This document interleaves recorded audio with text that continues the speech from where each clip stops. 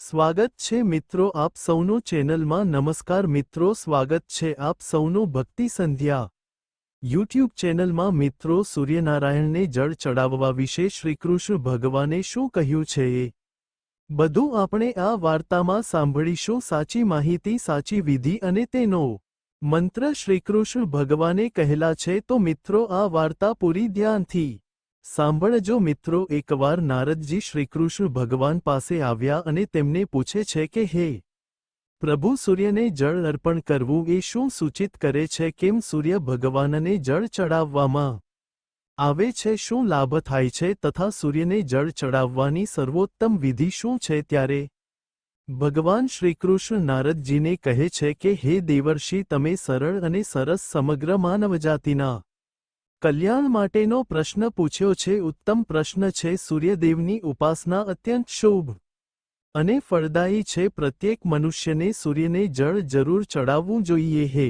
દેવર્ષિ તમને હું અત્યંત પવિત્ર કથા સંભળાવું છું જેનાથી તમારા મનની દુવિધા દૂર થઈ જશે અને તમારા બધા જ પ્રશ્નોનો ઉત્તર પણ તમને મળી જશે જે પણ આ કથા પૂરી સાંભળે છે તેને 100 વર્ષ સુધી સૂર્યને જળ ચડાવવાનું ફળ પ્રાપ્ત થશે માટે આ કથા તમે પૂરા ધ્યાનથી સાંભળજો મિત્રો ભગવાન શ્રીકૃષ્ણે સૂર્યદેવની મહિમાનું વર્ણન કરતા નારદજીને એક અત્યંત પવિત્ર કથા સંભળાવી આ કથામાં સૂર્યદેવને જળ ચડાવવાની સાચી વિધિ અને સૂર્યદેવનો અત્યંત શક્તિશાળી મંત્ર બતાવ્યો છે માટે પૂરા ધ્યાનથી સાંભળજો આ કથા સાંભળવા માત્રથી સૂર્યદેવને જળ ચડાવવાનું ફળ મળે છે ભગવાન શ્રીકૃષ્ણે કહ્યું કે હે દેવર્ષિ પ્રાચીનકાળની આ વાત છે દક્ષિણ દેશમાં એક અત્યંત સુંદર એક નગરી હતી એમાં એ નગરીમાં દેવશર્મા નામનો એક બ્રાહ્મણ કલાવતી નામની તેની પત્ની સાથે રહેતો હતો દેવશર્મા શાસ્ત્ર જ્ઞાનમાં પારંગત હતો પણ તેરે ક્યારેય તેના જ્ઞાનનો સદુપયોગ કર્યો નહીં દેવશર્માએ તેના જ્ઞાનનો ઉપયોગ માત્ર ને માત્ર ધન કમાવવા માટે જ કર્યો હતો દેવશર્માએ તેના જીવનમાં ક્યારેય દાન પુણ્ય ધર્મના કાર્ય કર્યા નહીં તેણે ક્યારેય સૂર્યદેવને જળ અર્પણ ન આપ્યું અર્ઘ્ય ન આપી સૂર્ય ભગવાનની ઉપાસના ન કરી તે અત્યંત સ્વાર્થી અને દંભી સ્વભાવનો વ્યક્તિ હતો એક દિવસ એ જંગલમાંથી પસાર થઈ રહ્યો હતો તો એક અત્યંત ઝેરીલો સાપ તેને કરડી ગયો એટલે તેનું મૃત્યુ થયું મૃત્યુ પછી યમના દૂતો તેને યમલોકમાં લઈ ગયા યમરાજાએ તેના પાપ અને પુણ્યનું મૂલ્યાંકન કર્યું પાપ પુણ્યનો સરવાળો કર્યો અને દેવ શર્માને નર્કમાં નાખી દીધો તે 1 વર્ષ સુધી નર્કમાં રહ્યો અનેક વર્ષો સુધી સજા ભોગવતો રહ્યો અને તેના પાપોના પ્રાયશ્ચિત કરવા માટે ફરી તેને મનુષ્ય યોનિમાં જન્મની પ્રાપ્તિ થઈ મનુષ્ય યોનિ પ્રાપ્ત થઈ પછી તેના બીજા જન્મમાં એક ગરીબ શૂદ્રના ઘરે તેનો અવતાર થયો બીજા જન્મમાં તેને અત્યંત દુઃખ ભોગવવા પડ્યા તે એક ગરીબ ઘરમાં જ મોટો થયો અને ઉંમર લાયક થતાં જ પિતાએ તેના લગ્ન એક યુવતી સાથે કરાવ્યા સુંદર સુંદર સરસ ગુણવાન સ્ત્રી મળી અને પછી એ યુવતી સાથે એ વનમાં ઝૂંપડી બાંધીને રહેવા લાગ્યો લગ્ન પછી પણ અનેક વર્ષો બાદ તેને કોઈ સંતાન ન થયું માટે તે વધારેને વધારે દુઃખી રહેવા લાગ્યો પરંતુ આટલું થતાં પણ તેના દુઃખનો કોઈ અંત ન આવ્યો અમુક વર્ષો સુધી તો તેને સંતાન તો ન થયા એ દુઃખ તો હતું જ પરંતુ થોડા સમય પછી તેના શરીરમાં ભયંકર કોઢનો રોગ ઉત્પન્ન થયો અને આ ભયંકર રોગથી તે ખૂબ પીડાવા લાગ્યો તેના શરીરમાં અગણિત છિદ્ર પડ્યા એ છિદ્રમાંથી રસી પસ વગેરે નીકળવા લાગ્યું તે કોડી છિદ્ર હવે કંઈ પણ કામ કરવાને લાયક ન રહ્યો કંઈ પણ કામ ન કરી શકે આખો દિવસ ઘરમાં પડ્યો રહે તેની પત્નીએ પતિવ્રતા હતી તેના પતિને કોઢનો ભયંકર રોગ હોવા છતાં પણ તેના પતિને તેણે છોડ્યો નહીં અને એને સાથ આપ્યો તેની સાથે જ રહી નિત્ય તેના પતિની સેવા કરતી તે તેના પતિને પરમેશ્વર માનીને તેની પૂજા કરતી હતી તેના માટે જમવાની વ્યવસ્થા કરે સ્નાન કરાવે અને એના શરીરમાં જે પસ કે રસી નીકળે તે બધું સાફ કરે આમ બધા જ પ્રકારની એ સેવા કરે તે શૂદ્ર ઘણીવાર એવું વિચારતો કે કયા જન્મના પાપને કારણે તેને આ કોઢનો રોગ થયો છે આવું વિચાર કરતા તે બહુ નિરાશ અને ઉદાસ રહેવા લાગ્યો એક દિવસ તેના દ્વાર પર એક સાધુ સંત પધાર્યા. તે કોડી શૂદ્રની પત્ની હતી. એને એ સાધુ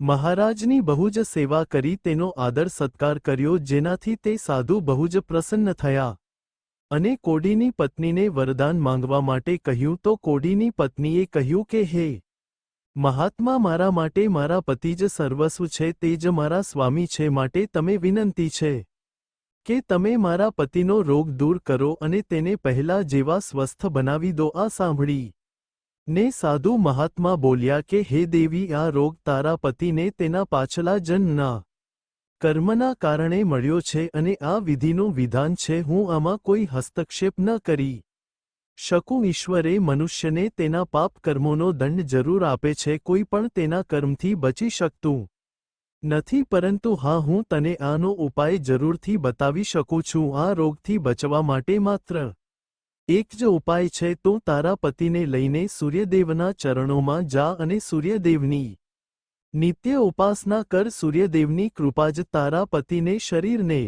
કોળથી મુક્તિ મળી જશે અને તેને કામદેવની સમાન સુંદર રૂપ પ્રાપ્ત થશે. પછી તે સાધુ મહાત્માએ સૂર્યદેવની ઉપાસનાની વિધિ બતાવીને તે વિધિ જાણીને તે કોડીની પત્ની તેના પતિ સાથે મળીને પૂરી નિષ્ઠા અને શ્રદ્ધાથી સૂર્યદેવની ઉપાસના કરવા લાગી અને થોડા જ દિવસોમાં તેના પતિનો પૂરેપૂરો કોડનો રોગ હતો એ મટી ગયો. તે સ્વસ્થ થઈ ગયો. કોડના રોગથી તેને મુક્તિ મળી અને સૂર્યદેવની કૃપાથી તેને સુંદર રૂપ, બળવાન શરીર અને ધન સંપત્તિ તેની પ્રાપ્તિ થઈ અને તે કોડી શૂદ્ર એક ધનવાન બની ગયો.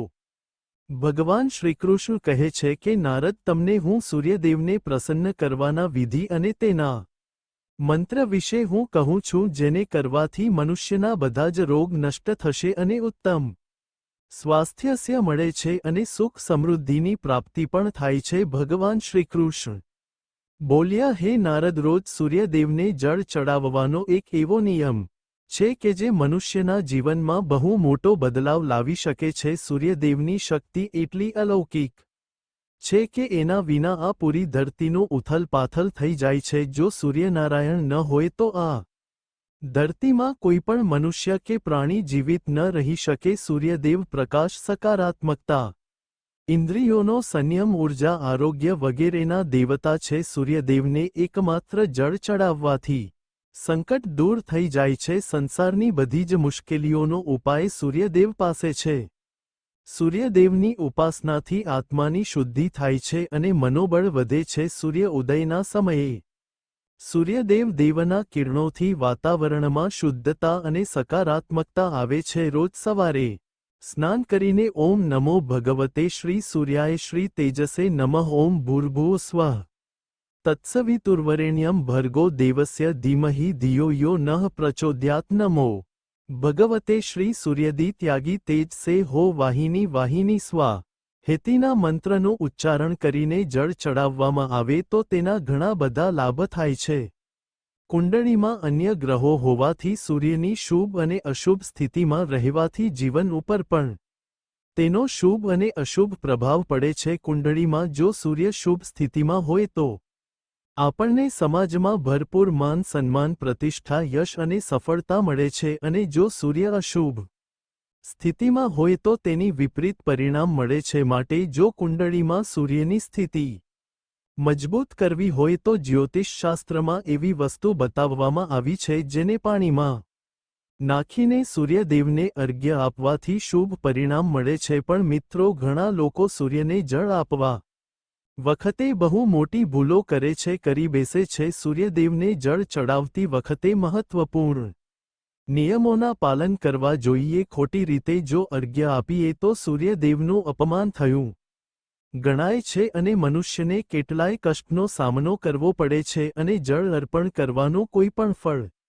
મળતું નથી. સૂર્યદેવને જળ આપતા સમયે વિધિનું પૂરેપૂરું વિધિનું પાલન કરતા સૂર્યદેવના મંત્રનો જાપ કરીને અને જળ ચડાવવું જોઈએ. તો જ સૂર્યનારાયણે જળ ચડાવવાનું ફળ મળે છે. શાસ્ત્રો અનુસાર સૂર્યદેવ અપ્રસન્ન થાય અને જો ક્રોધે ભરાય તો મનુષ્યની બુદ્ધિનો નાશ થાય છે. તેને ચારે બાજુથી અપમાનનો સામનો કરવો પડે છે.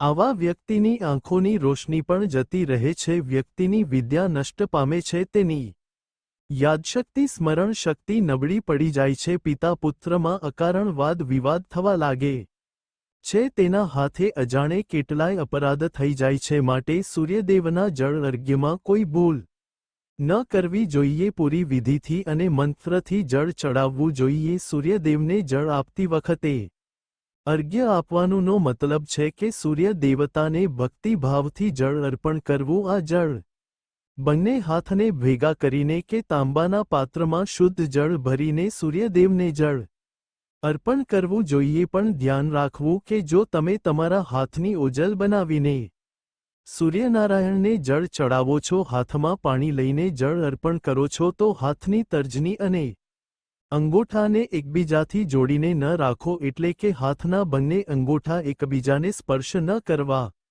જોઈએ. બંને હાથના અંગૂઠાને ફેલાવીને રાખો, દૂર રાખો. જો આપણે આ આંગળી અને અંગૂઠાને જોડીએ છીએ તો આ રાક્ષસી મુદ્રા બની જાય છે, અને આ મુદ્રા વડે સૂર્યને જળ આપવું એ અશુભ માનવામાં આવે છે. જો તમે કોઈ પાત્રમાં તાંબાના લોટામાં અર્ઘ્ય આપો છો તો પણ એ પાત્રાને બંને હાથના અંગૂઠાનો સ્પર્શ ન થવા દો. આ વાતનું ખાસ ધ્યાન રાખો. અર્ઘ્ય આપતા સમયે તમારા બંને હાથને ઉપર ઉઠાવીને પાત્રને પકડીને માથું ઝુકાવીને રાખો અને જળ અર્પણ કરો. સૂર્યદેવને અર્ઘ્ય હંમેશા સૂર્ય ઉદય થતા સમયે જ આપવું જોઈએ. ઉગતા સૂર્યની ઉપાસના કરવી એ હંમેશા શુભ માનવામાં આવ્યું છે.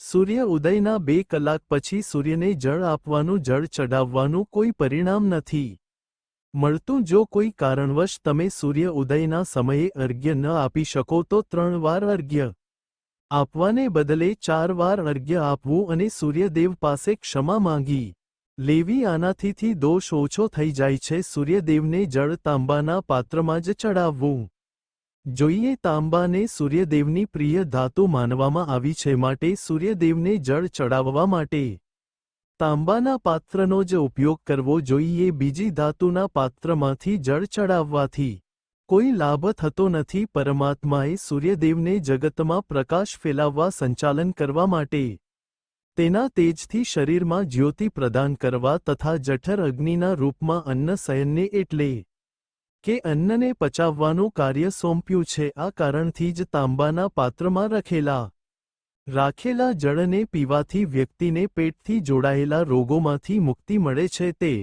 તાંબાના પાત્રમાં ગંગાજળ અથવા પવિત્ર નદીનું પાણી ભરવું. જો આવું શક્ય ન હોય તો શુદ્ધ જળનો ઉપયોગ કરવો. માત્ર પાણીથી ક્યારેય અર્ઘ્ય ન આપવું. જળના પાત્રમાં જળ સાથે મુખ્ય રૂપથી કોઈપણ લાલ ફૂલ, લાલ ચંદન અને અક્ષત જરૂર નાખવા જોઈએ. તમે ઈચ્છો તો આ જળમાં થોડું ઘી, મધ, દૂધ અથવા ગોળ પણ ઉમેરી શકો છો. સૂર્યદેવને અર્ઘ્ય આપવાનો સાચો સમય ત્યારે હોય જ્યારે સૂર્યદેવ લાલ હોય છે, એટલે કે જ્યારે પ્રાતઃકાળમાં સૂર્ય ઉદય થાય ત્યારે સૂર્યદેવનો રંગ લાલ હોય છે, તો એ સમયે અર્ઘ્ય આપવું એ સર્વશ્રેષ્ઠ ફળ આપે છે. જો કોઈ મનુષ્ય સૂર્યને જળ અર્ઘ્ય આપવાનો સંકલ્પ લીધો છે તો તેને ક્યારેય તોડવો ન જોઈએ. જેટલા દિવસનો સંકલ્પ લીધો હોય એટલા દિવસનો સંકલ્પ તૂટવો ન જોઈએ. જો આવો સંકલ્પ પૂરો ન કરી શકો એમ હોય તો ન લેવો.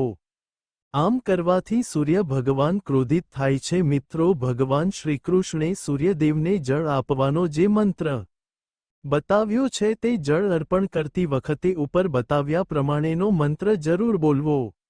આ મંત્રનો ઉચ્ચાર કરી જળ ચડાવવાથી દરિદ્રતા દૂર થાય છે અને વ્યક્તિને સુખ તથા સમૃદ્ધિની પ્રાપ્તિ થાય છે. શ્રીકૃષ્ણ ભગવાન કહે છે કે હે વત્સ, સૂર્યદેવની મહિમા અપરંપાર છે અને રોજ આપણે સૂર્યદેવનો આભાર માનવો જોઈએ. પરંતુ મુખ્ય રૂપથી રવિવારનો દિવસ સૂર્યદેવને અતિશય પસંદ છે.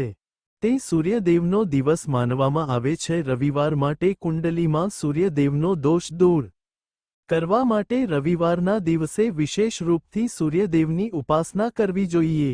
રવિવારના દિવસે સૂર્યને સંબંધિત વસ્તુનું દાન પણ કરવું જોઈએ. સૂર્યદેવથી સંબંધિત વસ્તુ છે તાંબુ, ઘઉં, ગોળ, ચંદન અને પીળા રંગના વસ્ત્ર. આ વસ્તુનું રવિવારના દિવસે દાન કરવાથી વ્યક્તિના બધા જ દુઃખો અંત પામે છે. જો વ્યક્તિ બીમાર છે અથવા ઘરમાં સૂતક છે કે અન્ય સમસ્યા છે જેના કારણે સૂર્યદેવને અર્ઘ્ય નથી આપી શકતા તો આના માટે શાસ્ત્રોમાં માનસ પૂજાનું મહત્વ આપ્યું છે. માનસ પૂજા મતલબ માનસિક પૂજા એટલે કે આપણા મનથી સૂર્યદેવને અર્ઘ્ય આપી શકાય છે. સૂર્યદેવ પૂર્વ દિશામાં ઉદય થાય છે. જો કોઈ કારણવશ સૂર્યદેવ નથી દેખાતા તો તેનું મનમાં સ્મરણ કરીને પૂર્વ દિશા તરફ મુખ રાખીને જળ આપવું પણ ક્યારેય સૂર્યદેવને અર્ઘ્ય આપવાનો સંકલ્પ ન તોડવો. તો મિત્રો, આ પ્રકારે ભગવાન શ્રીકૃષ્ણે સૂર્યદેવને અર્ઘ્ય આપવાની સાચી વિધિ અને મંત્ર બતાવ્યા છે જે આપણા જીવનમાં અદ્ભુત ચમત્કાર કરી શકે છે. તો મિત્રો, આ વિડિયો જો પસંદ આવ્યો હોય તો શેર કરજો, લાઇક કરજો અને ચેનલને સબસ્ક્રાઇબ કરવાનું ભૂલશો નહીં. મિત્રો, આ વિડિયોને અંત સુધી જોવા બદલ આપ સર્વેનો ખૂબ ખૂબ આભાર. મિત્રો, કોમેન્ટ બોક્સમાં સૂર્યનારાયણ ભગવાનનું નામ જરૂર લખજો જેથી ભગવાન સૂર્યનારાયણની